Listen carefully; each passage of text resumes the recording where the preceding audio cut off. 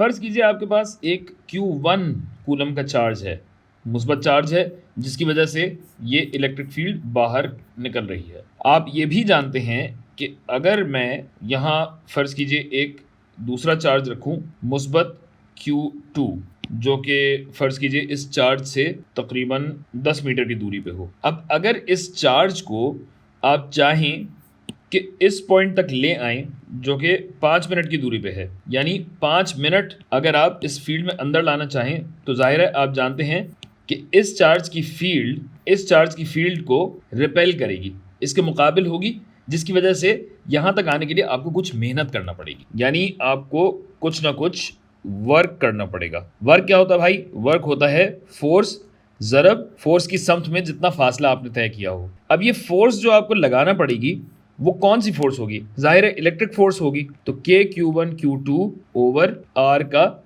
Squared, ठीक है भाई, जिसे आप फासला R जो है इससे आप ज़रब देंगे। अब अगर मैं आपसे कहूं कि बजाय इसके कि पूरा फासला लें, हम एक छोटा सा बिल्कुल फासला लेते हैं। कैलकुलस की मदद से हम ये देखते हैं कि भाई अगर ये बिल्कुल एक छोटा सा फासला लूँ मैं, जिसको हम कहते हैं dr, तो इस छोटे से फासले को तय करने के लिए मेरे पास क्या होगा भाई?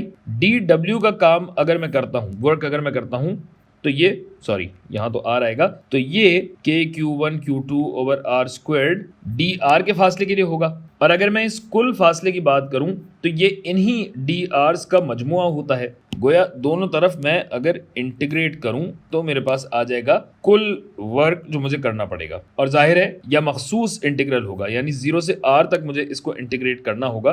तो ये बनेगा W इज इक्वल टू 0 से R तक Q1 Q2 बटा R स्क्वायर्ड ज़रब dr। अच्छा, अब ये भी याद रखिए कि हो क्या रहा है कि भाई ये चार्ज तो यहाँ काम कर रहा था ना, इस तरफ एनर्जी लगा रहा था, लेकिन आपको इसके मुखालिफ समत में जाना है, गोया यहाँ पे एक मनफी साइन भी आएगा। तो अब ये देखिए W क्या हो जाएगा भाई? मनफी Q1 Q2, ये तीनों तो कांस्टेंट है तो ये बाहर आ जाएंगे, और ये इंटीग्रल हो जाएगा R की ताकत -2 dr का 10 से 5 तक है। ठीक है भाई, तो इसकी इंटीग्रेशन के लिए मैं ज़रा इसको छोटा कर लूँ क्योंकि मुझे जगह चाहिए होगी, जगह। और वर्क बनेगा -Q1 Q2 जरब R की ताकत -1, जिस पे मैं हुदूद लगाऊंगा 10 से 5 तक की, तो ये हो जाएगा Q1 Q2 जरब 1/5 माइनस 1/10, जो कि हो जाएगा